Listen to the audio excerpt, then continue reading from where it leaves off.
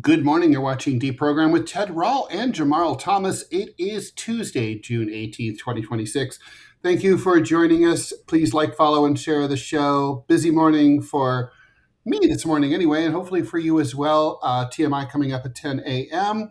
11 a.m. we'll have DMZ America with Scott Stantis and I. However, Mr. Fish will be sitting in for the vacationing Scott Stantis.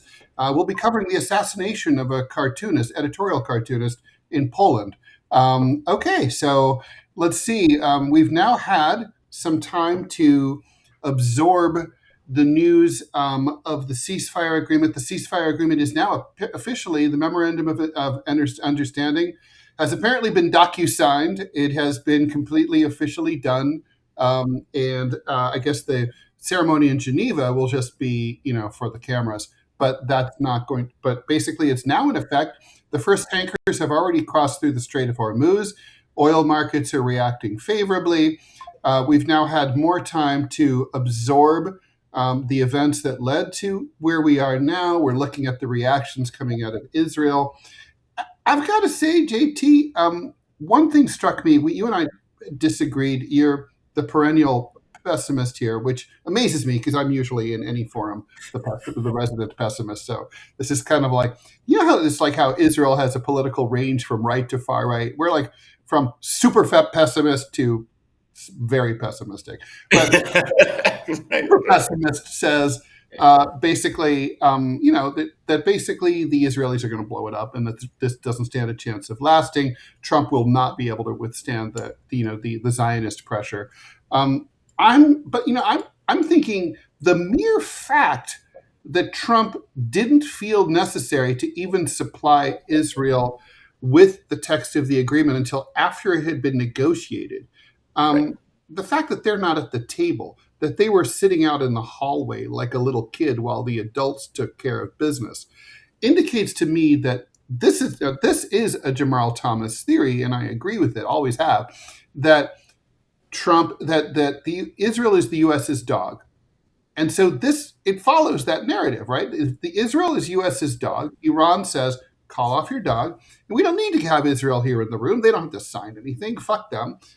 You will arrange for your dog not to bite us bite our friends in Lebanon. So obviously the U.S. and Iran both believe that they can make Israel stand down. That the U.S. could make Israel stand down without Israel being involved. To me, that gives me room for hope, quite optimism, but maybe somewhat tempered pessimism. I describe it like a dog on a leash, or let's say a person riding a horse. That's what Bailey likes, horses.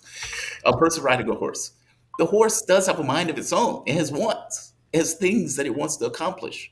But there is a rider to that horse. Mm-hmm. And the horse might have been able to roam so long that it forgot that it had a rider.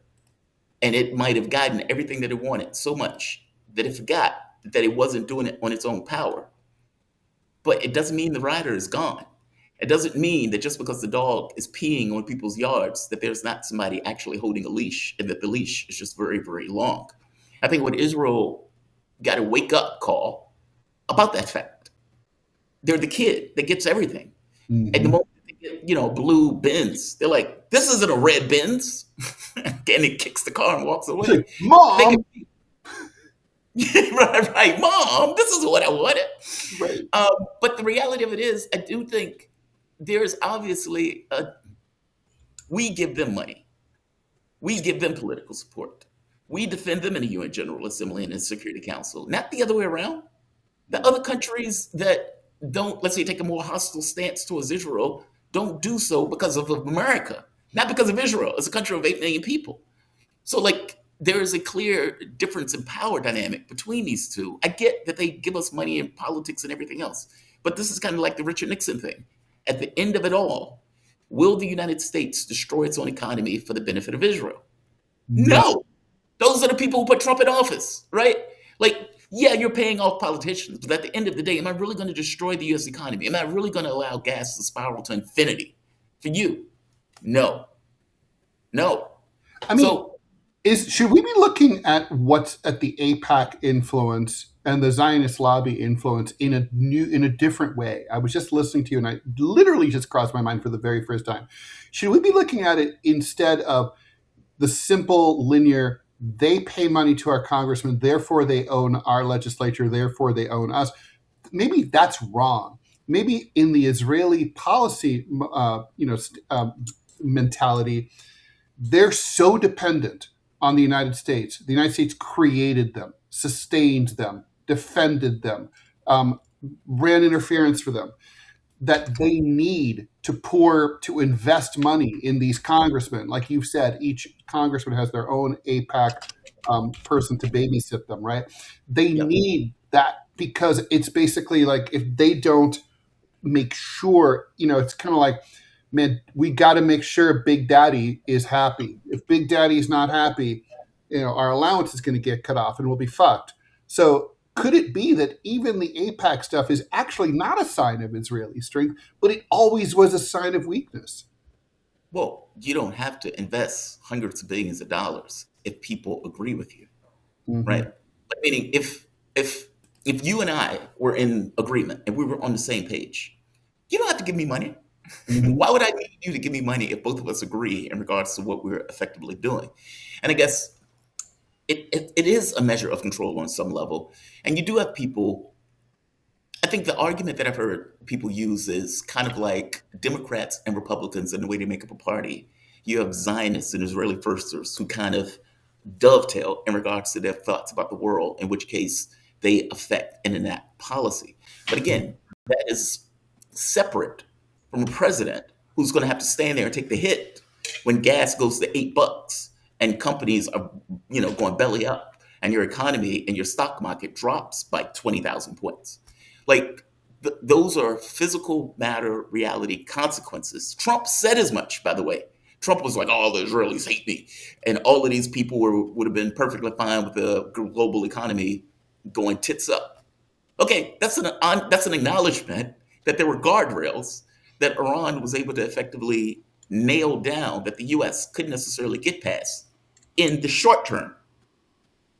Key point that I would keep making. In the short term, if you look at the memorandum of understanding, most of the stuff is not settled. Like, Iran will control the Strait, and we will negotiate with the Gulf states that also give them some level of control. No, they're not. Iran's not giving that up. Iran's not going to. It's in the memorandum of understanding. I'm sure you've read it. It's not very. It's very. I read it. It's not long.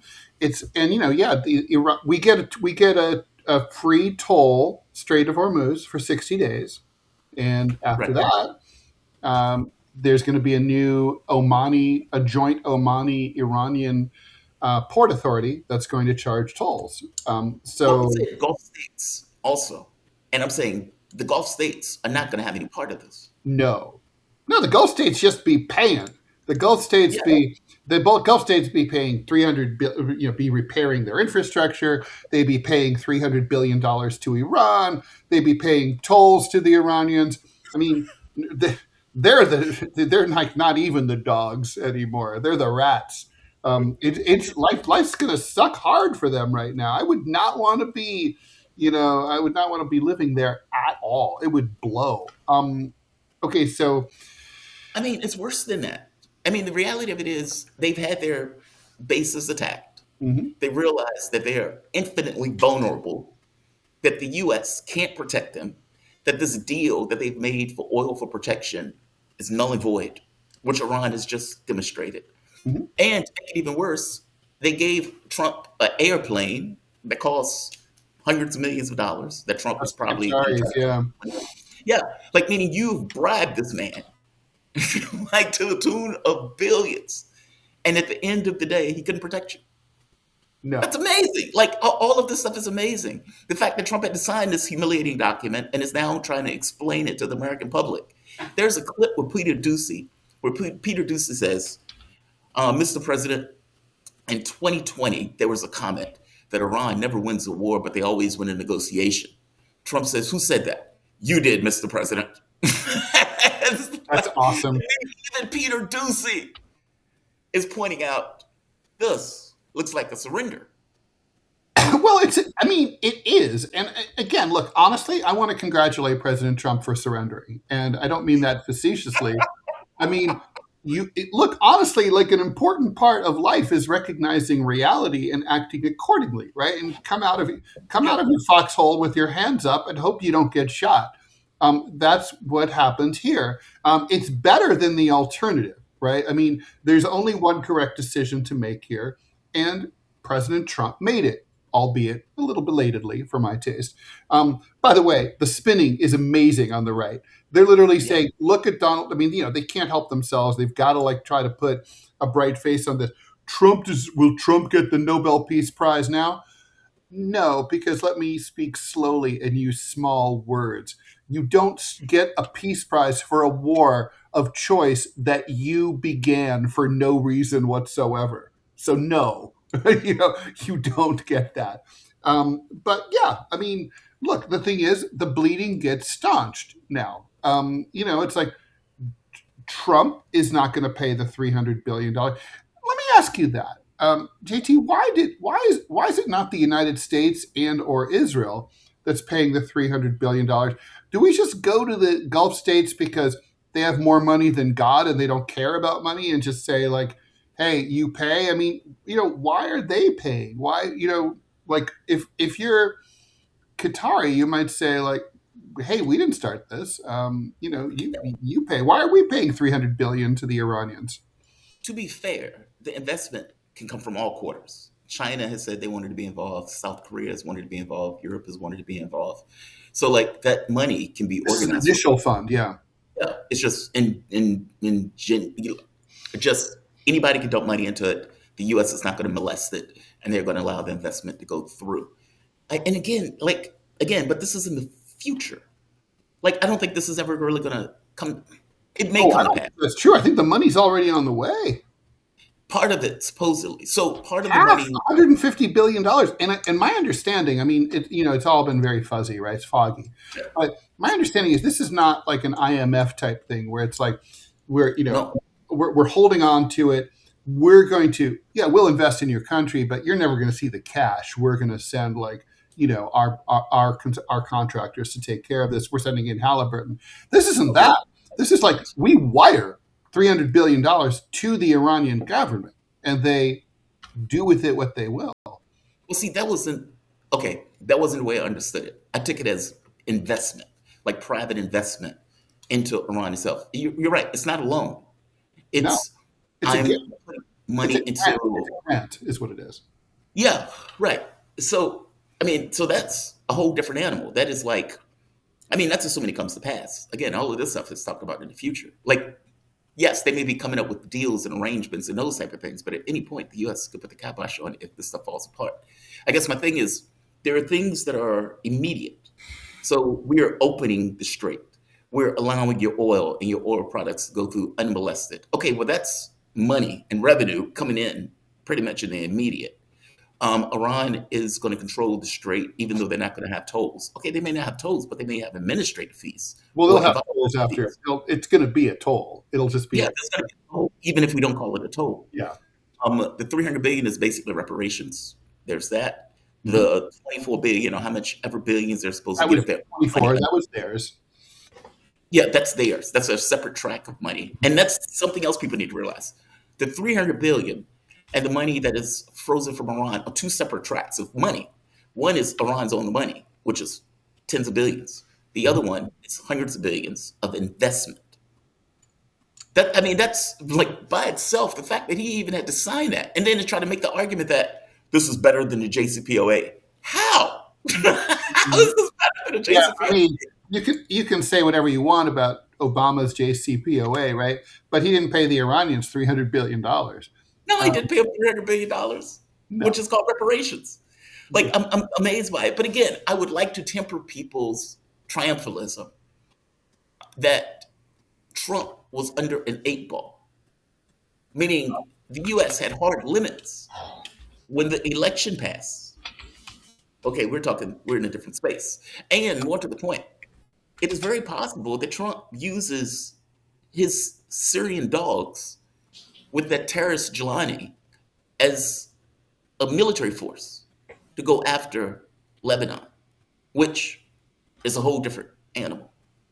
The thing is, look, right, so, the old joke used to be you invade Syria, you get Lebanon for free, right? Because they were all attached. Right. Lebanon's kind of an artificial construct, like as a Frenchman, I'll say, like Belgium. But Well, most of the countries in the Middle East, the Gulf states, are artificial constructs. right. So but the thing is, historically, there's not a lot of precedent for the Syrians attacking Lebanon. You know what I mean? The cross-border incursions have not really. Wait. These aren't Syrians. These aren't Syrians. Right. The Syrian government was destroyed. The Tafrikis that are in there now are made up of all sorts of groups. That Jelani, for all intents and purposes, is the ostensible head of. If Trump, who brought him to the White House, shook his hand, he's a good, strong man. You had the Lebanese president apparently going to Syria. And Trump himself has just said, I can show you the clip. Well, if the Israelis can't deal with Hezbollah, then maybe we should have Syrians. Jelani and his guys can do it. I think Jelani's still consolidating power, and the country's very weak and broke.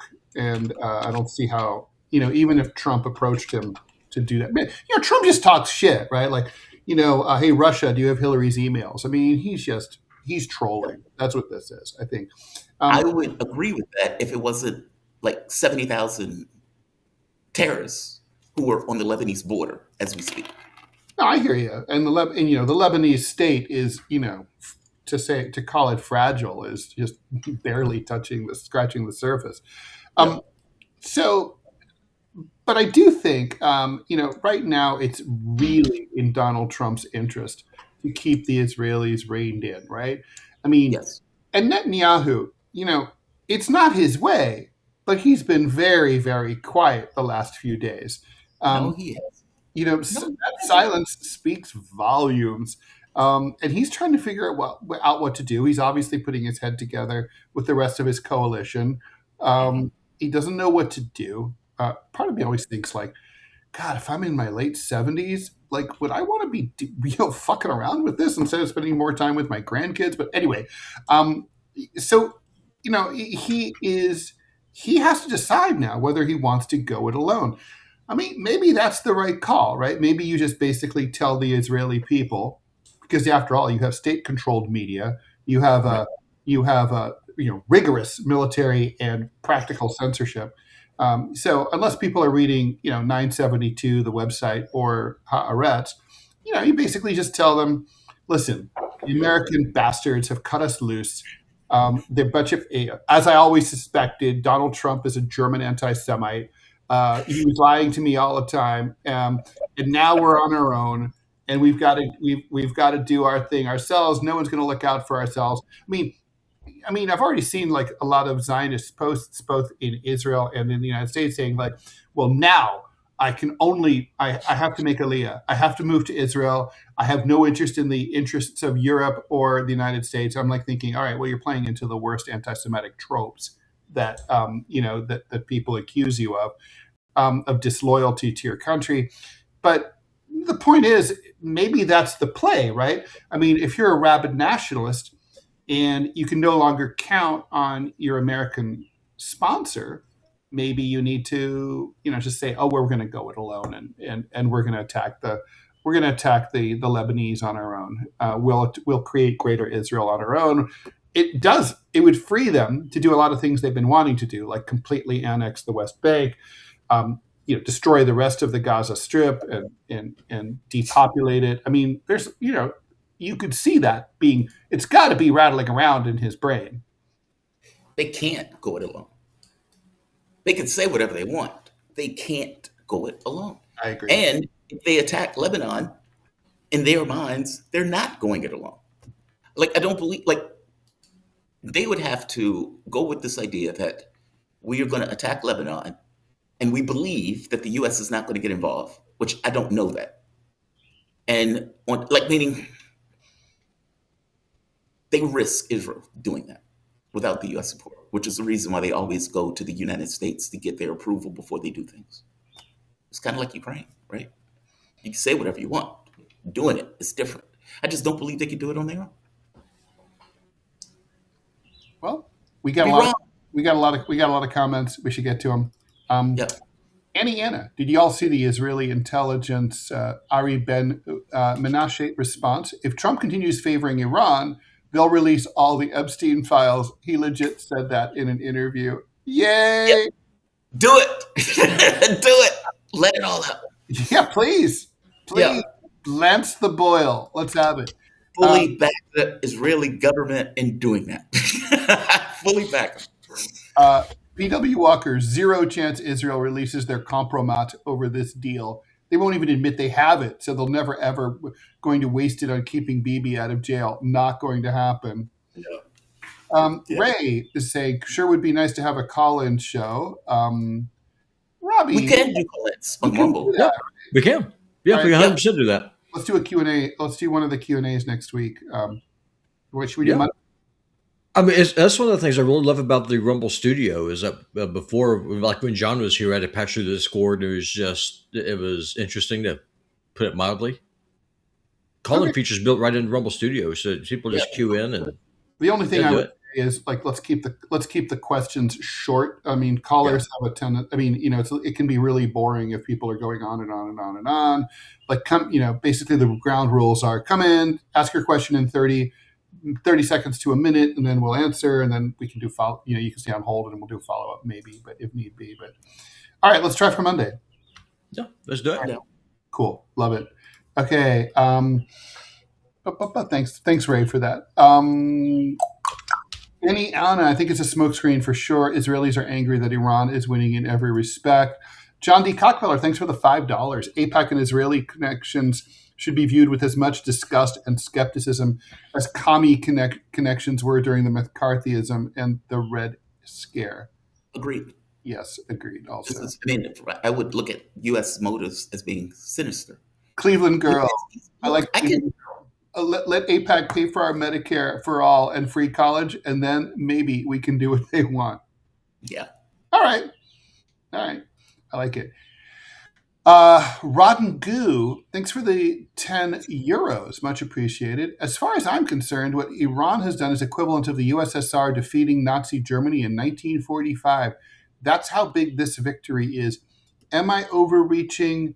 Yes. I think you're overreaching, but it's a big fucking deal. No question about it. We live in a very different world this week than we did last week. Israel will never be the same, I agree. It's a big fucking deal. I do think he's overblowing it a little bit. Give it time. Give it months. Defeating Nazi Germany was, massive. We need to see what it is. Because this is not a deal. This is not Germany under like this kind of total war where Germany was obliterated as an entity, right? Where the government just collapsed. 80 million people, right? The Germans. Yeah. So, I mean. It's not that. I mean, this is not even a deal. Like, this is not even the signing of a peace deal. We were already in a ceasefire. This is just a memorandum around the boundaries of debate and the expectations in the context of that conversation. But again, this stuff is like, if you read the document, most of the contentious items are pushed into the future. So, although it's not hard to read between the lines. I mean, clearly, Israel will be permitted to continue having a nuclear program. Clearly, so that's the most contentious issue, I think, right? Iran will continue to have their program. Iran will continue. Right. Well, Trump said as much. He was like, well, it's kind of hard to really ask them to give up their nuclear program because other countries continue to have their missiles. The nuclear dust, as Trump describes it, the enriched uranium, that will be, Iran will get to keep it. It'll just be downgraded in enrichment quality. We'll talk about that real quick also. Iran was never trying to get a nuke. And the policy that they ran with was enrichment, which was the worst of both worlds. Okay, so you're not trying to get a nuke, but you're enriching nuclear material. Okay, what the hell is this? The reason that they were enriching nuclear material is because they understood predation was already the policy, meaning going all the way back to when the Iraq War took place. And you can even, if I'm not mistaken, if I remember correctly, George Bush Sr., the thought was we need to take down Syria so we can go after Iran. So Iran knew it, right? but they had nothing to negotiate with. So as we're putting sanctions and everything else, what do they negotiate with? They came up with this idea of we're going to enrich. You guys are going to bitch at us? Fair enough. We're going to enrich. With the idea of using the enrichment as a tool for negotiation to get the things that they effectively want. The goal was never to use enrichment to get a bomb. It was a negotiating tactic. I mean, if you disagree with me on this, tell me. No, I agree with that. I think the Iranian thinking was, Trump has ripped up the JCPOA. Okay, so we're going to then, I think what happened is because Iran's government is even more, its governmental structure is even more complicated in terms of power dispersal than ours is. There was a dispute within the hierarchy about how to handle this, whether to go, in a huge range. So they compromised and said, okay, we'll sort of, as a warning, as a shot across their bow, we'll increase our enrichment. The problem with that, of course, is that was automatically interpreted by the U.S. and Israel as like, look, they're moving towards nuclear weapons grade. So, of course, that wasn't going to be interpreted properly. That was like you said, it was the worst of both worlds. Yeah, it was a mistake. But the U.S. was never going to interpret that. I mean, the interpretation was never the issue. The issue was that Iran existed. Meaning it gave them a fig leaf to say, well, they're trying to get nukes. Well, our own intel said they weren't. Like, they were trying to have this kind of thing of this breakaway threat, which, yeah, it's worse than both worlds. It's like, dude, either you're going to do it or you don't. Right. I mean, we have a fight against this, but we're enriching. It's like, okay, what the hell is this? Totally. Okay, more comments. Tegder. Is it weird that the vice president is out there trying to convince the public that this is a diplomatic win instead of Marco Rubio? Secretary of State Rubio is supposedly our top diplomat. Is making Vance the face of this deal a way to derail his political future? Interesting. I think it's it could be. I mean, I don't want to rule that out. I mean, but I got to say, we know from the internal workings of the administration that Vance was opposed to the war from the beginning. So therefore, He's got to be happy about the memorandum of understanding. So he probably doesn't have much problem going out to do this. Rubio sponsors, and he's probably considering resignation on principle, which would be like, bye, Felicia. But You think so? it would be great to see ya. I hate him so much. It would also take the pressure off Cuba if he were gone. So I mean, I view this as look. This is currently administration policy. You're sending the person who's out promoting a current administration policy is the person who is favored. He has won the debate inside the cabinet. I'd say this is not a bad moment for Vance. Right now, he's probably sitting pretty, and Rubio has lost the argument. That's my take. I think Rubio. See, the thing is, Trump hasn't really been using Rubio for much of anything, if you think about it. Little Marco. I mean, the negotiations in Russia, the negotiations in like Lebanon and Gaza. Well, this is a diplomat who's a warmonger, right? Yeah, I mean, useless. Weird. But Blinken was the same way, though. Yeah. Like just a lunatic. And I don't know if you heard Blinken's analysis. Blinken's analysis on this is dead on. He was like, "You've effed up," basically. Because what people need to realize, this is not just a deal. Like the JCPOA was a deal because there was a threat of force behind the deal, but the threat of force was not explicit; it was implied. And so it's like, okay, the U.S. could use this military force against us. We don't really want to test that. We believe that there's a $1 trillion military. Let's just make a deal. Let's just get out of this. Okay, that was the JCPOA. But the moment that you exert that force and you put it on the table for people to see what that is in earnest, and they take that punch, that's different. Oh, you've created a monster. Like they've become very familiar with hitting U.S. bases and hitting Israel. That wasn't true 5 years ago. That's true. Yeah, no, that's true. Let's see. We have more comments here. Daniel BTS. Israel firsters in the media are now openly bringing up Israel's nuclear arsenal and the Samson option as alternatives to U.S. support. Do you guys think that Israel resorts to nukes in lieu of U.S. support? just to be clear, the reason they're bringing it up is because they know they can't fight Iran conventionally on their own. No, they can't. Which is my point. They can't do it alone. I don't think they will, but I don't think the odds are zero. I don't think they'll do it, but yeah, I don't think the odds are zero. I mean, it's a second thing. Odds be zero. They just committed a genocide in front of the world. Why all of a sudden would nukes be oh my God, I can't believe they did that? Yeah. We have our ethical constraints. Like what ethical constraints? What ethical constraints? They literally rape, they sodomize their prisoners on television. On camera, with 60% of the population saying that's fair game. Yeah, we like seeing that. That's good. We're on board with that. Yeah. Okay. So Iran is 2 weeks away from developing Aladdin lamp technology. We cannot allow Iran to have wishes. Keep those genies in the bottle. Jenna Tills, thanks for the $5 Canadian. USA will quietly get the money back to Qatar on the back end. Just saves face for JV Dance to sing "No USA Money for Iran." I don't think so. The Gulf states have like slews of cash. Like, think about how they were we were gonna put the hurt on them to rebuild Gaza, like, and all that. Like, basically, Trump just views them as his slush fund. Like, oh wait, and give us apparently $700 billion in investment also. Yeah, I mean, I don't think they need payment. They need payment back. K. Greg, thanks for the $10. Do you have an update on the show's financial status? Hope it's improving. Well, I'm having a sit down with sub-producer Trent, or producer Trent, whatever we want to call him, young producer Trent. Just after DMZ today, but the money is way down from the John Kiriakou days, no question about it. On Rumble, we had kind of have some challenges because I'll put Robbie up because he knows about Rumble.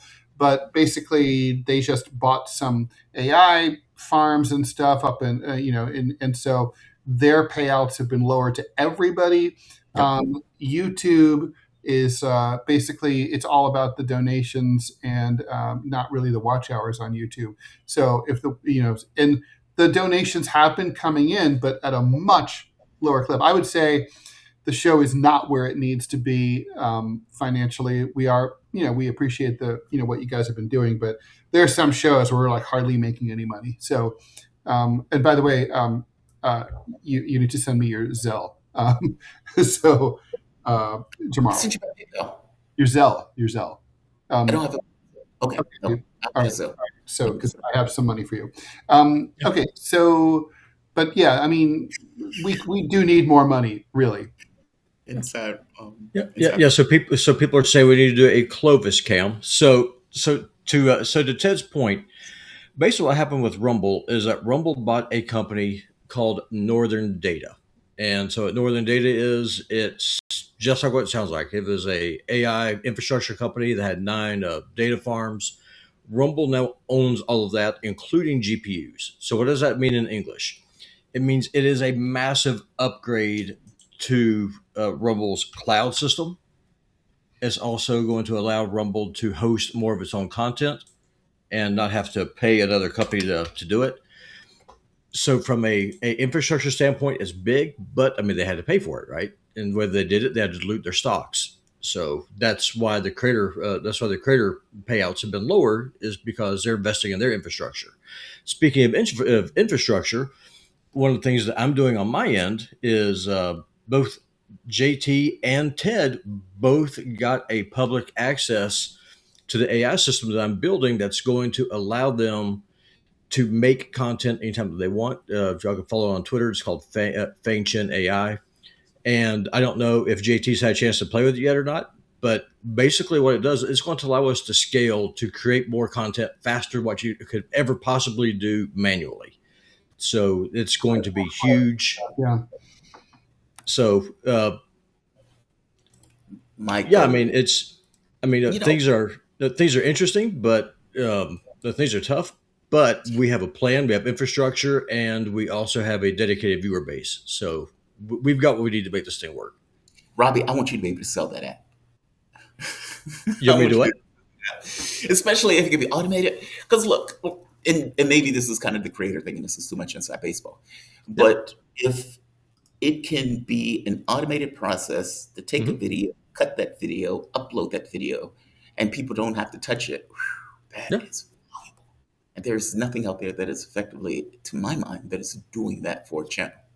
But Well, the problem is that, for example, if you want to automatically upload, say, like videos that you do over to YouTube, you've got to have the YouTube API. And so that's why I can never do something like that public, because what that would require is that someone have to basically give me the computerized version of their password, their username, and then Fang would upload stuff up there to it. It would just be way too much risk.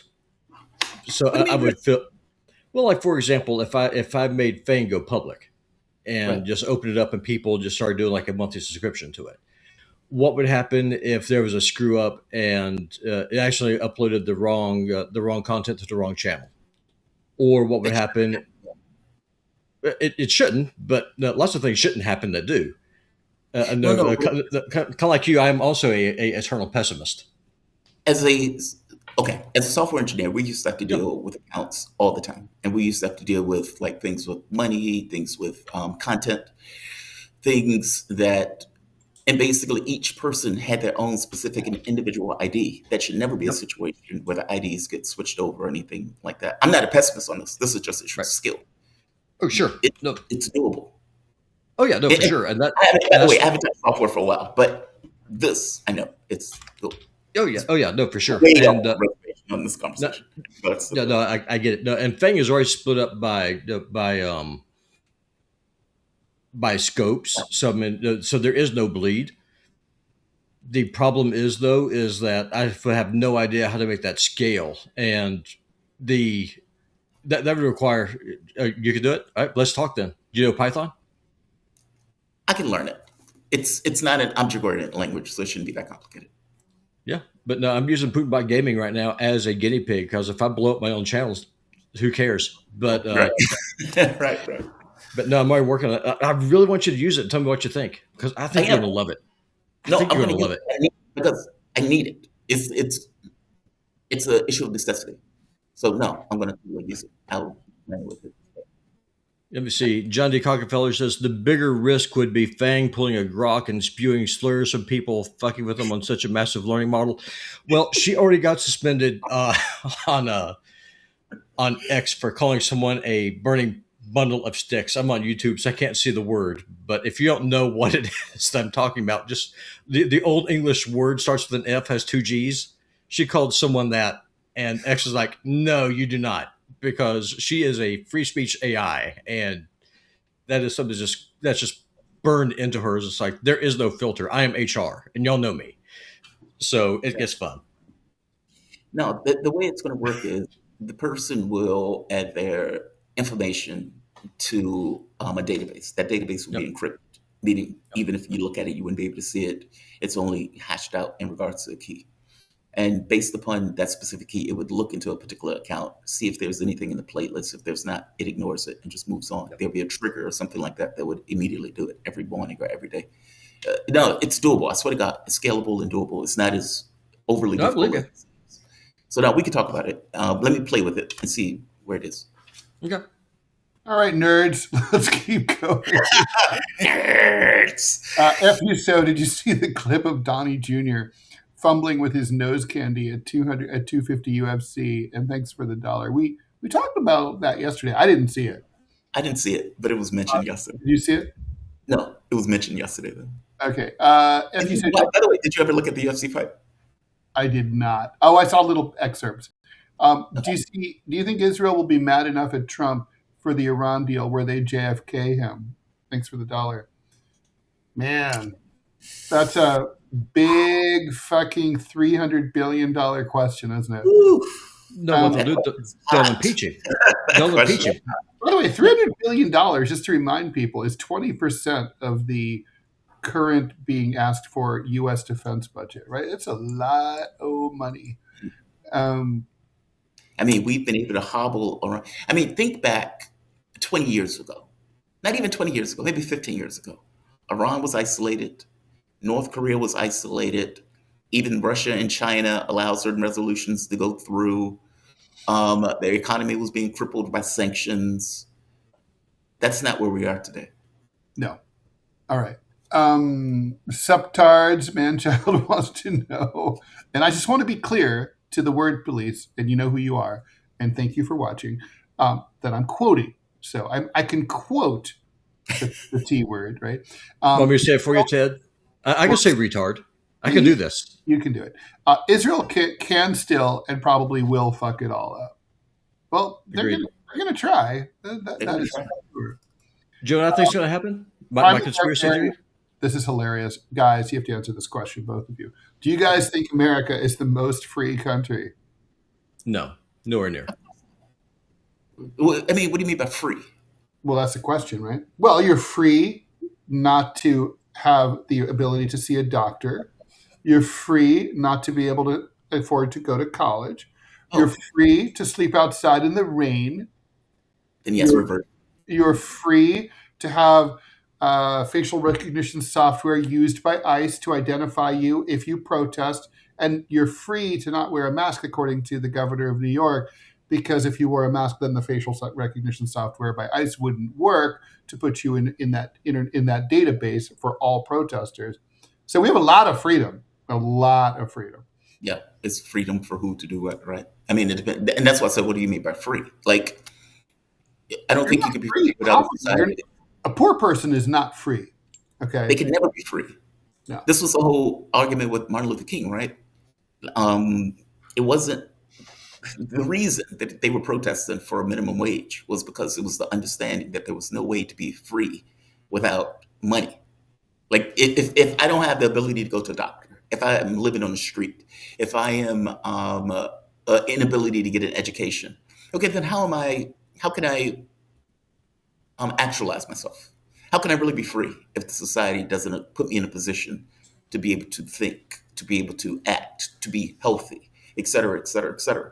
Like, what is the point of saying, well, yeah, you're free to live on the street, or you're free to do whatever you want, providing you have the income to do it? Oh, I'm sorry, you don't have the income to do it. Only the rich die young. Mm-hmm. Only the rich. No, I mean, and I guess in terms of free speech and everything, I mean, our free speech, I mean, the First Amendment is fairly unique, in terms of protecting us from direct government censorship. But let me tell you, it's hardly, first of all, most censorship isn't from the government. Most censorship in most societies, including the US, is from your boss or from your school or some other authority figure. And the First Amendment doesn't protect you against those things. And even if you get directly censored by a government agency, like I did when the LAPD bought the LA Times and had me fired, good luck enforcing it in court. So it's like, it's sophistry, really. I mean, it's a lot of window dressing. I think you're just as, if not more, free in a lot of other countries, for sure. We have, thanks very much, Ray, for the $5 donation, just the donation. And to Lee for the $5. Thanks for the work that you all do. No question, just a $5 for the cause. Cheers. Cheers to you as well. Thanks for the twofer from Ray again. JT, I've seen Malik on Scotty's new show on RT. Be nice if he'd be a guest on the show. Scotty did ask me, by the way. At the time, I was in my hiatus, my 3-month power down after falling back into the country and going through the medical stuff. But they did ask. In fact, I'll hit her up and see what she says. I like Scotty. Scotty has always been cool people. Yeah, she's great. And, we disagree vigorously, but I love her to death. I'd be happy to have Malik on if you're interested. Of course. Malik is cool people. Yeah, cool. He's my co-host, and I defend my co-hosts forever. Hey, Greg. My wife says you lose a big donation every time she hears the R word. Well, I mean, is she just saying that, or would she be making a big donation?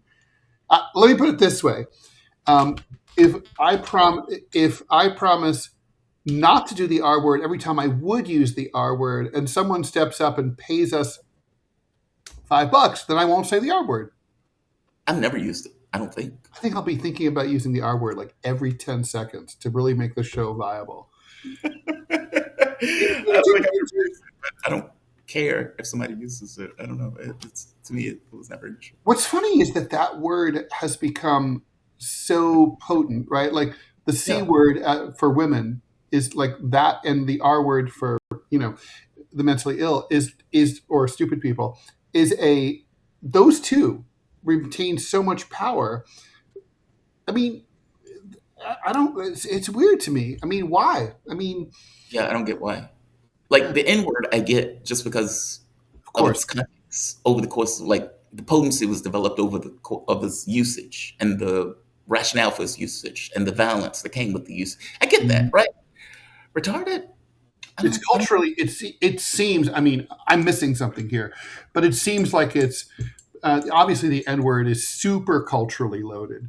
Right. And we know the historical resonance. I don't need to give a history. But retarded, I don't like. It's almost like the left has won so much that they just start looking around for other. It's kind of like the bombing of North Korea, where the U.S. bombed North Korea to such a degree where they murdered like 25% of the population or something like that, some insane number.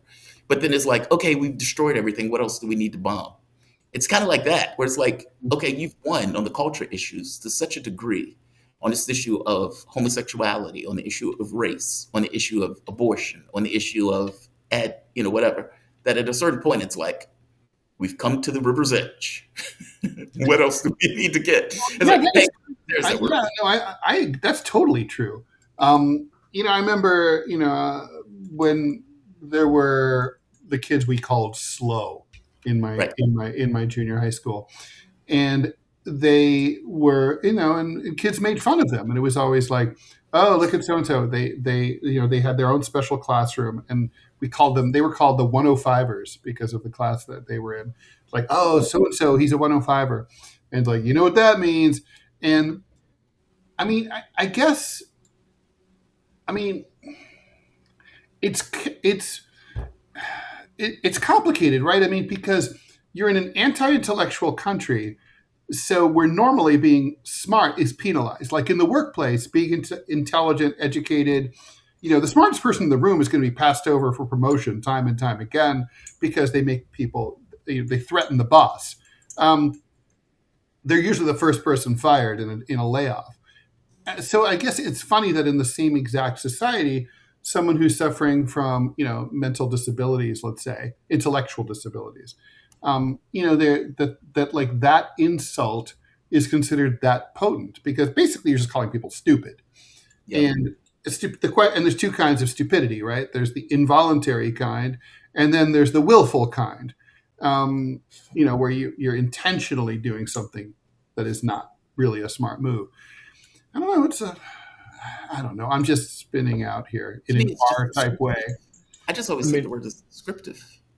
It's not, to me, I'm not relating it to people who have a mental disability. Right. I'm relating it in the case where it's being called to a person like Kaja Kallas. There isn't a good word that is not offensive that replaces it. That's part of the problem, right? Like when you're like, oh God, like, this move is really, well, what's that's good? What works? I would just say dumb. Dumb as a box of rocks. Same. In the way that I use it. I mean, you could say, well, dude, you shouldn't call her dumb as a box of rocks because dumb is offensive. It's like, okay, dude. I mean, I'm not playing that game. For me, it all just comes down to censorship. I'm opposed to it. And that's censorship coming from a corporation, that's censorship coming from a government, and that is also censorship coming from an audience. I'm opposed to audience capture. Because right now it's the word retard, right? But what happens later on if something else comes up? I mean, you're never going to have a bunch of people who are going to start pulling their hair out saying, oh, inbred white guy. But see, but I don't want you to say the word just to be a troll. It's one, like, meaning, sure. Like, it's one thing if you just say it just because you say it. Okay, fair enough. Right. Like, meaning, I'm not saying it because I give a shit about anybody and how they're. I'm just saying it because this is the thing that comes out in the way I say it. Okay, fair enough. I don't really care. But I don't want you to say it just troll, if that makes sense. No, it does. No, listen, I get you. And the thing is, I mean, my default setting is troll. But I'm able to rank that in here on the show because I like y'all. But no, people said that, Rob, you should have your own podcast. I can assure you, it would be the most politically incorrect podcast that you'd ever that you'd ever see. And There the are plenty of entire, them out there. no, There are and plenty for of them sure, out there. Different universes, man. yeah, no, I get it. Well, But, if there's still but time. seriously, yeah. But seriously, I think that's the fine line, right? Though, right? Is the people in the audience, they're able to complain about one word today. Once you give up that power, though, then what happens? Who draws the line? And that ultimately is the question. Who decides? We don't have shit. No, we don't have stakeholders. Robbie, how do you feel about white trash? There's a little minor controversy in the world of political cartooning this week over a cartoonist who described the UFC fight at the White House as a white trash event. It was. Seems like a white trash event to me, but you tell me. If it looks like a duck, quacks like a duck, waddles like a duck, odds are it's a duck, and that's a white trash thing. I have no problem with it. It's just like saying that. I mean, seriously, the same people who get offended about the term white trash, well, they get pissed off if someone says, "Oh, you can't say the word ghetto," and vice versa. In the ghetto. I mean, select your outrage. Yeah. I mean, Yeah. seriously, Ghetto is not really. I don't think it's really arguably a pejorative word, right? I mean, Well, white trash. it's descriptive. It's an adjective. it's a place where people of a certain ethnicity all tend to live. Pejorative. I mean, Chinatown is a ghetto in a city, right? I mean, I know, but it is a pejorative. I mean, it is effectively saying, there is it's making a cultural argument. but it didn't used to be, right? Like it didn't used to be at all. It used to be like it wasn't considered like downscale or shitty. It just was like a matter of fact, like, oh, that is the Hungarian, that is the Lithuanian ghetto where all the Lithuanians live or whatever. Yeah, but using white trash is white in this case is indicative of people, Yes. and you combine it with Class trash. It's a Yeah, class insult. it's a class argument. Like it is a pejorative. Oh yeah, I'm not. I wasn't talking about white trash. As someone who grew up in the deep South with 8 brothers and sisters, the vast majority of which are white trash, I'm something of an expert on this topic. No, that does not offend me at all. I mean, seriously, go at it. And the real Timbot, he wants to know if the word fucktard will work for everyone. Well, the problem is that hyphenization, the non-hyphenization, the word combo, still includes the suffix tard. So, or it's not a suffix, the root tard. Guys, we have two more stories, but we promised to hit. We'll do them quickly. One of them ties into Israel. The Foreign Minister Gideon Sa'ar says he's cutting off the EU foreign policy chief Kaja Kallas for comparing Israel's government to South Africa under apartheid. He called it a blood libel. Obviously, it's like, you're Jewish, you know what a blood libel is. That's about eating babies. This is not about eating babies. Blood libel means eating babies. So no one's saying that you guys be eating babies. I just thought that. But to me, that was and the fact that she has had nothing to say and has not even dignified the Israeli move with a statement is, I think, a sign of the new place that Israel finds itself in. It's like, we don't really care what you think anymore. Keep your hands off of Kallas. I love that woman. Keep your hands off her. And last and maybe least, the billionaire tax in California has enough signatures to qualify for the ballot. If this passed, it would create a one-time 5% tax on the assets, not the income, of any California resident who has at least $1.1 billion and would dedicate most of the revenue to healthcare for Californians. If you had between 1 and 1.1 billion, you would pay a lesser percentage. If you have $990 million, you don't pay shit.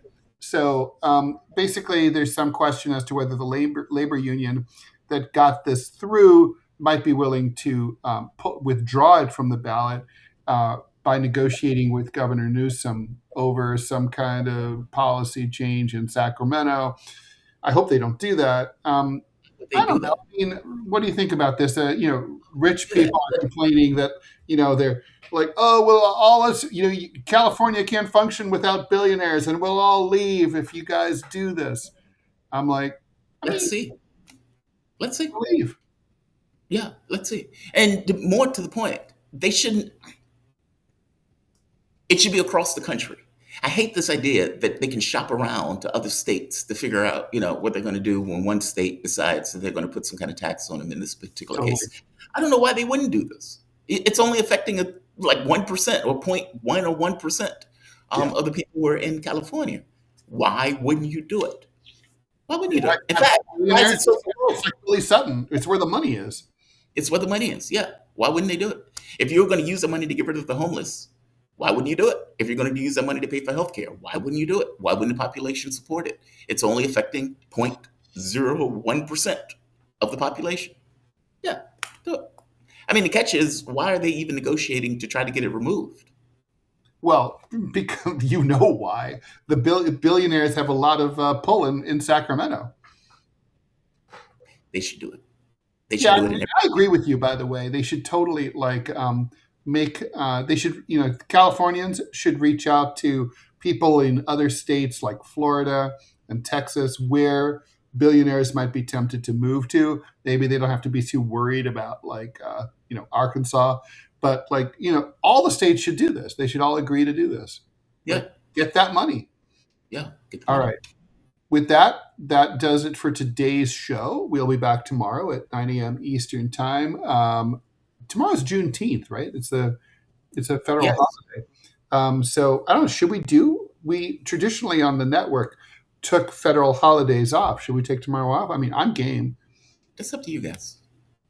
All right. We'll assume we're going to be here. Okay. It's a fake holiday. We're going to be here.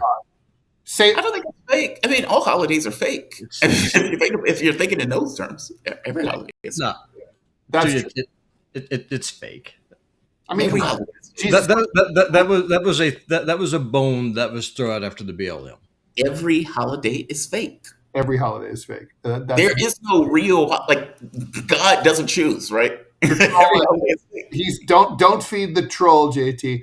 All right, and coming up right now, TMI show with Manila. Look at this grin. By the way, I didn't mean it to feed the troll. I just meant it as that's just the way I frame it. TMC with Scott Standish, except it's Mr. Fish filling in.